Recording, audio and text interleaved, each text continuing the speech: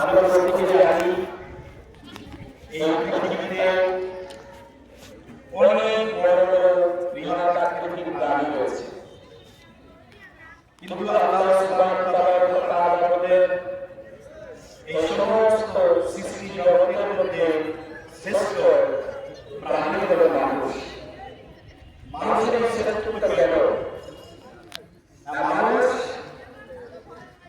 তার ঐকান্তিক ইচ্ছা এবং আকাঙ্ক্ষা দিয়ে সে প্রমাণ করেছে না, সত্যি পৃথিবীর শ্রেষ্ঠ প্রাণী মানুষ। মানুষ জগতে আমার সামনে একটা বিরাট আকৃতি নিয়ে দাঁড়িয়ে আছে হিমালয়ের পর্বত। সেই হিমালয়ের উচ্চতাকে তুচ্ছ করে হিমালয়ের দিকে তাকিয়ে স্বপ্ন দেখত পৃথিবীর শ্রেষ্ঠ প্রাণী মানুষ। অথচ হিমালয় সেই মানুষের উপরে মাথা উঁচু করে দাঁড়িয়ে থাকবে, মানুষ সেটা মেনে নেবে? কঠিন করে তাদের প্রাণ চলে গেল হিমালয়ের পর্বতের থেকে, বরফের তলায় অগণিত প্রাণ চলে গেল, কিন্তু মানুষ সেটা শ্রেষ্ঠ সেটা প্রমাণ করার জন্য বারবার পাড়ি দিয়েছে। একদিন সে হিমালয়ের সর্বোচ্চ চূড়ায় উঠে পা দিয়ে হিমালয়কে পরিবর্তিত করে প্রমাণ করেছে আমি মানুষ, আমার সামনে যত বড় পাহাড় পর্বত দাঁড়িয়ে থাকবে না কেন, আমি তার থেকে কোনো অংশে তুচ্ছ নয়। পৃথিবীর বহু প্রান্ত থেকে ছাত্র ছাত্রীরা সেই প্রতিজ্ঞা দিয়ে গিয়ে পাহাড়কে তুচ্ছ করে পাহাড়ের মাথায় দাঁড়িয়ে সর্বোচ্চ পৃথিবীর সর্বোচ্চ শৃঙ্গকে সেখানে সেই দেশের জাতীয় পতাকা নিয়ে প্রমাণ করল না মানুষ শ্রেষ্ঠ। মহাকাশ দিকে তাকিয়ে মানুষ যখন দেখল নক্ষত্রে ভরপুর এই মহাকাশ, অনন্ত দিগন্ত বিস্তৃত মহাকাশ, তাকেও জয় করতে হবে। আমি মানুষ, আমি অদেখাকে দেখবো, অজানাকে জানবো, এই স্পৃহার জন্য আমি অন্য প্রাণীর থেকে আলাদা। তাই সে মহাকাশ পাড়ি দিল, চাঁদে চলে গেল, বহু গ্রহ নক্ষত্রে কি আছে এই মাটিতে বসে সে গবেষণা শুরু করে দিল। এই গবেষণা সম্ভব হয়েছে একবার ছাত্র এবং একবার শিক্ষকের অনুপ্রেরণায়।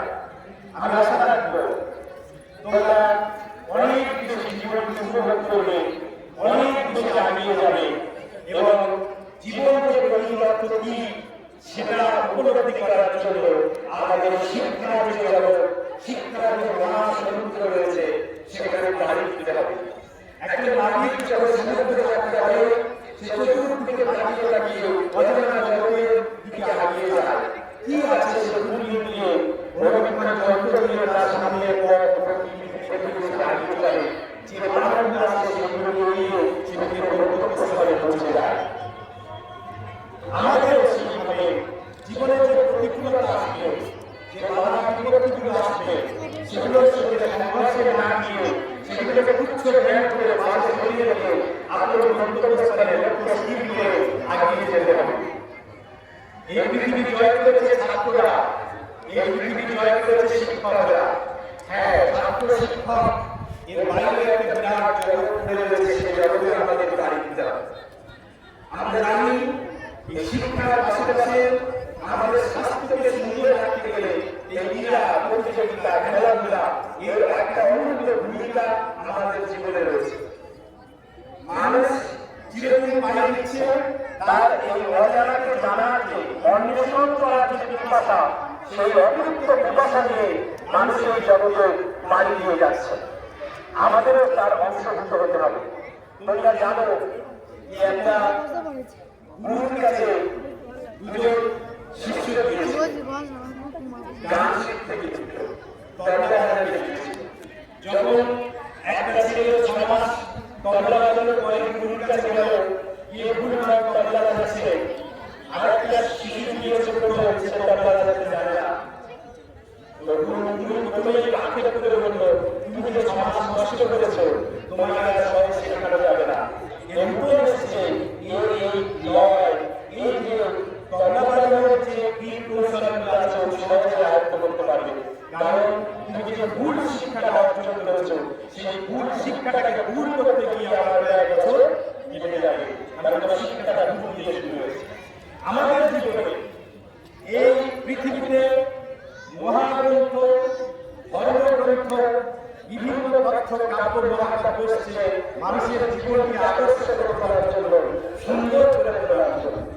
এই পৃথিবীতে আরো নির্মল আরো পরিচ্ছন্ন করার জন্য পৃথিবীতে ধর্ম আছে। কিন্তু যদি কোনো কারণে ধর্মকে আশ্রয় করে কুসংস্কার ঢুকে যায়, ধর্মকে আশ্রয় করে যদি অমরত্ব ঢুকে যায়, সেখানে সৈনিকেরা আমাদের প্রতি অত্যন্ত ভিন্ন হয়ে উঠবে।